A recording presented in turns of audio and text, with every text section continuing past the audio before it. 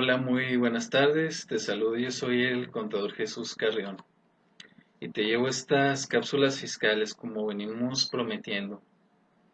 En esta ocasión vamos a ver el tema de la ley del impuesto sobre la renta. Vamos a ver generalidades, aspectos fundamentales y sus regímenes. Bien, estas cápsulas las vamos a separar en dos partes. En esta primera parte vamos a tocar lo que son generalidades y aspectos fundamentales de esta ley.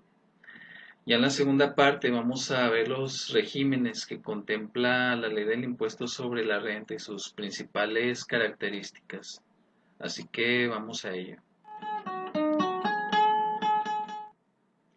Ley del impuesto sobre la renta. Es uno de los impuestos de mayor relevancia aquí en México. Sin embargo, hay muchos que aún se preguntan a qué se refiere impuesto sobre la renta. ¿Qué quiere decir? Que grava sobre la utilidad o rentabilidad tanto de las personas físicas y de las personas morales que obtienen ingresos aquí en territorio nacional o incluso en el extranjero. O sea, quiere decir que grava sobre las ganancias dependiendo de la actividad económica de cada contribuyente. Es un impuesto directo porque lógicamente grava de manera directa sobre la actividad del contribuyente. Bueno, y lógicamente esta ley está planeada en base a los diferentes sectores económicos del país y en base a su situación geográfica. Y es en base a estos dos puntos como se establecen los regímenes que contempla esta ley.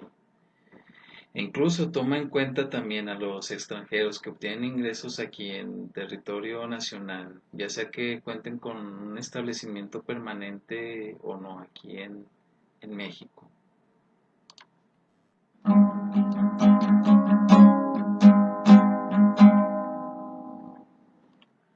Una característica principal de este impuesto es que debes de efectuar pagos provisionales o anticipos a cuenta del impuesto sobre la renta anual, mismos que podrás acreditar de forma acumulada en tus pagos provisionales de enero a diciembre. Y de igual manera, se te brinda el derecho de acreditar esos pagos provisionales en tu ICR anual del ejercicio, debido a que ya has venido pagando este impuesto en el año fiscal, por lo que no es un impuesto definitivo hasta que llegas a presentar tu declaración anual. Antes de pasar a ver las características principales de cada régimen que vamos a analizar en la segunda parte de estas cápsulas, primero necesitamos saber que la mecánica para comprender la ley del impuesto sobre la renta es que debemos de acumular ingresos según nuestras actividades económicas y que estas mismas se nos brinda el derecho de aplicar lo que se le conoce como deducciones autorizadas y que estas mismas deducciones autorizadas disminuiremos de aquellos ingresos acumulables en el ejercicio o año fiscal. El resultado obtenido podrá ser lo que se le conoce como utilidad fiscal o pérdida fiscal. Y bien, ¿a qué se refieren estos dos conceptos de utilidad fiscal o pérdida fiscal? Vamos a explicarlo. Utilidad fiscal es cuando nuestros ingresos acumulables son mayores a nuestras deducciones autorizadas en el ejercicio, por lo que nos arroja un resultado fiscal, una base, de la cual vamos a determinar un ICR del ejercicio. Hay que referir que no siempre será coincidente en nuestra contabilidad nuestras utilidades para efectos de expresión de estados financieros con nuestra utilidad fiscal. Y esto es debido sencillamente a que no todos nuestros costos y gastos son afectos a ser deducibles, que es lo que se le conoce como partidas no deducibles que contempla la misma ley, ya sea porque no cumple con los requisitos que esta misma establece o por los topes deducibles, y que incluso en la declaración anual debemos llenar una conciliación entre el resultado contable y el resultado fiscal, hablando de personas morales. Pérdida fiscal es cuando nuestros ingresos acumulables son menores a nuestras deducciones autorizadas en el ejercicio, debido a que puede haber empresas o personas físicas con negocios que les puede resultar un déficit o pérdidas en sus operaciones y que a la vez nos origina un déficit fiscal que no genera un ICR a cargo. Sin embargo, debes de saber que puedes aprovechar estas pérdidas, ya sea para para disminuir el impuesto sobre la renta de ejercicios posteriores o para no pagar este mismo en esos ejercicios posteriores. Y bien, ¿cómo es la mecánica para la aplicación de estas pérdidas fiscales? Bueno, basándonos de la ley, tú puedes aplicar esas pérdidas fiscales dentro de los 10 ejercicios posteriores desde que se generó, siempre y cuando te resulte una utilidad fiscal, ya que de no serlo perderías automáticamente el derecho de aplicar estas pérdidas fiscales por todo el monto pendiente que tengas de amortizar y lógicamente actualizándolas con los INPCs como nos lo establece la ley del impuesto sobre la renta.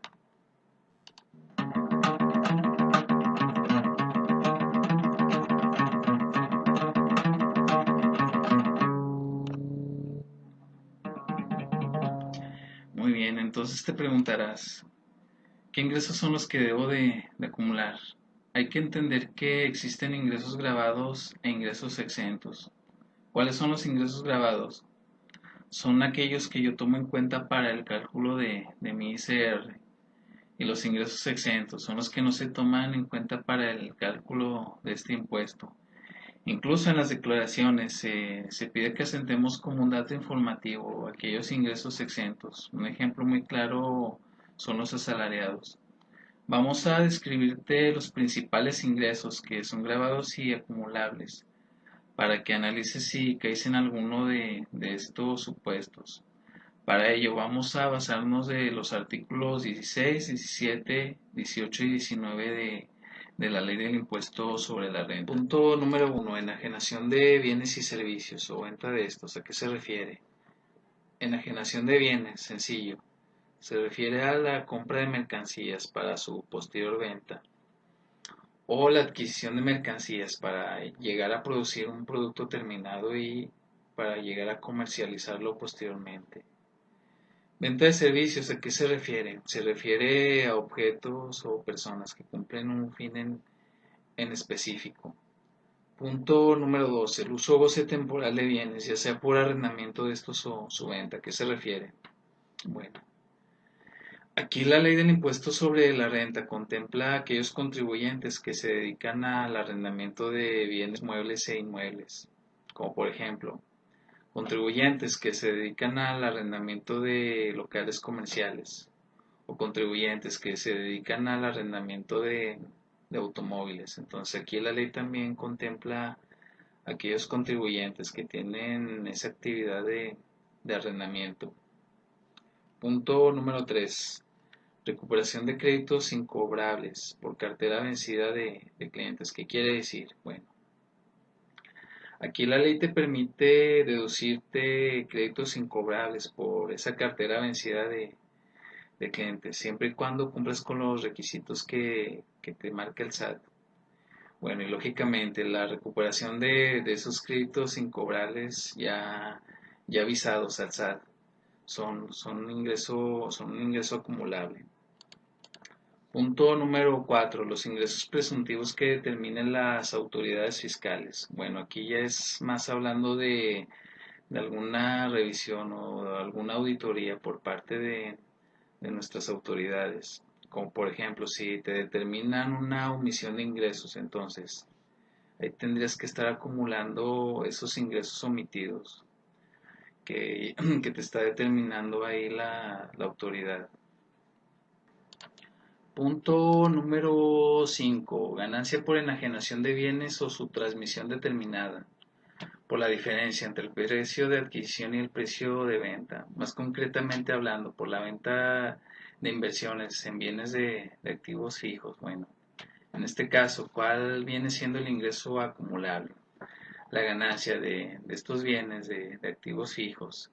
¿Y cómo se determina esta ganancia? Bueno, la ganancia es la diferencia entre el precio de venta y el precio de adquisición. Punto número 6. La recuperación de seguros y fianzas o responsabilidades a cargo de terceros. Cuando sean siniestros que generen pérdidas de bienes al contribuyente. Bueno, más adelante vamos a dedicar una sección especial para ver el tratamiento fiscal de los seguros y fianzas. Punto número 7. Contribuyentes que reciban indemnizaciones por causas laborales y que disminuyan su productividad. Bueno, que ya es más meternos en materia laboral. También más adelante vamos a dedicar una sección especial para hablar de ley de seguridad social, para hablar de ley federal de trabajo, en fin. Punto número 8. Gastos a cuenta de terceros, siempre y cuando no cumplan con los requisitos fiscales. Bien, aquí los gastos a cuenta de terceros ya los habíamos tocado en cápsulas anteriores. Bueno, ¿qué requisitos deben de cumplir estos gastos a cuenta de terceros? Deben de contar con su comprobante fiscal, lógicamente. Y a ese tercero se le debe de pagar con método autorizado, siempre y cuando se rebase de la cantidad de los 2,000 pesos. Entonces, cuando no cumplimos con esos requisitos, entonces ya deberíamos de contemplar esos gastos a cuenta de terceros como un ingreso acumulable. Punto número 9. Los intereses devengados a favor, ya sean ordinarios y moratorios. Bueno, aquí en este punto, los intereses que nosotros ganemos a favor también son un ingreso acumulable. Como por ejemplo, si yo le cobrara un interés extra a mis clientes porque no me pagan a tiempo, o si yo cobro intereses por préstamos que yo efectúe, o incluso los intereses bancarios que yo gane a favor por cuentas en inversiones que yo tenga. Entonces esos intereses también son un ingreso acumulable. Punto número 10. Híjole, importante de aseverar este punto. Préstamos y aportaciones para futuros aumentos de capital mayores a los 600,000 pesos, siempre que nos informen. Bueno, hablando de personas físicas, de préstamos, las personas físicas deben de informar sus préstamos siempre y cuando superen de esta cantidad de los 600,000 pesos. Y hablando de las personas morales, cuando hacen aportaciones para futuros aumentos de capital, también deben de informarlos, siempre que superen de esta cantidad de los 600,000 pesos. Incluso en las declaraciones anuales se nos pide que asentemos este dato informativo para las personas físicas, que pongamos este dato informativo en la declaración anual de aquellos préstamos si superan de esta cantidad de los 600,000 pesos. Y de las personas morales, cuando hacen esas aportaciones para futuros aumentos de capital, si superan de los 600,000 pesos. Bueno, y hay que aseverar este punto y hay que tener mucho cuidado, ya que con la fiscalización electrónica, con la contabilidad electrónica, ya la autoridad sabe si hacemos estos movimientos. Entonces, si no informamos estos préstamos o estas aportaciones, ya la autoridad ya nos podría decir que debemos de acumular esos préstamos, esas aportaciones como un ingreso acumulable. Incluso aquellos contribuyentes que cometen el error de omitir o de disfrazar ingresos con préstamos o con esas aportaciones para futuros aumentos de capital. Entonces debemos de tener ahí mucho cuidado en ese sentido. Punto número 11. El ajuste anual por inflación, y hablando de personas morales en específico, siempre y cuando ese ajuste resulte acumulable. Bien, ¿y cuándo nos resulta acumulable ese ajuste anual por inflación? Cuando nuestras deudas son mayores a nuestros créditos. ¿Y cuáles son nuestros créditos? ¿Cómo, ¿Cómo los tomamos de nuestra contabilidad si nos basamos de lo que nos indica la ley? Bueno, nuestros créditos, vamos a tomar el saldo final de nuestros clientes, de nuestros deudores, incluso de nuestras contribuciones a favor. ¿Y cuáles son nuestras deudas? Bueno, vamos a tomar los saldos finales de nuestros proveedores, de nuestros acreedores e incluso de nuestros impuestos por pagar. También más adelante vamos a dedicar una sección especial para la determinación del ajuste anual por inflación. Y hablando cuando presentamos la declaración anual de las personas morales. Punto número 12. Los anticipos de clientes, reuniendo los requisitos de esta ley. Bueno, lógicamente los anticipos también son un ingreso acumulable. Y bien, esos anticipos también deben de estar facturados, porque incluso para nuestros clientes, para que puedan deducir esos anticipos, deben de contar con ese comprobante. Muy bien. Otro punto muy importante y a estudiar es el momento de la acumulación de nuestros ingresos, tanto para las personas físicas como para las personas morales. Entonces, las personas morales, ¿cuándo acumulan sus ingresos? Y si nos basamos del artículo 17 de la Ley del Impuesto sobre la Renta, personas morales acumulan sus ingresos, ya sea si los facturan o si reciben el pago en dinero en especie, lo que suceda primero. Entonces, las personas morales, ¿en qué momento acumulan sus ingresos? Ya sea si los facturan primero o si reciben primero el pago en dinero o en especie. ¿Qué sucede en la práctica, en el uso o costumbre? Lógicamente, primero se facturan esos ingresos antes de cobrarlos. Entonces, las personas morales, para las personas morales, por eso nos basamos de la facturación, porque lógicamente primero facturamos ese ingreso antes de cobrarlo. Entonces nos basamos de la facturación para acumular nuestros ingresos. Y lógicamente nuestra contabilidad nos basamos de la provisión de clientes. Personas físicas, ¿cuándo acumulan sus ingresos? Y si nos basamos del artículo 102 de la Ley del Impuesto sobre la Renta. Personas físicas, también ya lo habíamos aseverado en anteriores cápsulas, que las personas físicas calculan su impuesto sobre la renta en base a flujo de efectivo. Entonces las personas físicas acumulan sus ingresos hasta que los lleguen a cobrar a sus clientes. Y ya dejando claro este punto del momento de la acumulación de los ingresos para las personas físicas y para las personas morales, entonces, siempre hay que tener presente esa diferencia. Y volviendo a repasar, las personas morales, ¿cuándo acumulan sus ingresos? Ya sea si los facturan primero o si reciben primero el pago en dinero o en especie. Las personas físicas, ¿cuándo acumulan sus ingresos? Hasta que los lleguen a cobrar a sus clientes. Y bien, y regresando al punto de los anticipos, ¿qué pasa con los anticipos de clientes que también son un ingreso acumulable? Las personas morales, ¿cuándo van a acumular esos anticipos de clientes como un ingreso? Bueno, lógicamente, primero vamos a recibir el dinero en efectivo por ese anticipo antes de emitir la factura de venta. Entonces, qué pasa si recibo ese anticipo y luego emito esa factura de venta también? Entonces, no estaré ahí dobleteando el ingreso. Sí, entonces, ¿cómo le hacemos para no dobletear el ingreso? Bueno, ahí lo podemos manejar en nuestros papeles de trabajo. Podemos tomar el cobro de esos anticipos y venirle restando la cancelación de esa cuenta, de esos anticipos de clientes. Entonces, de esa manera podemos venir ahí teniendo control sobre esos anticipos y basándonos de lo que nos marca esta disposición.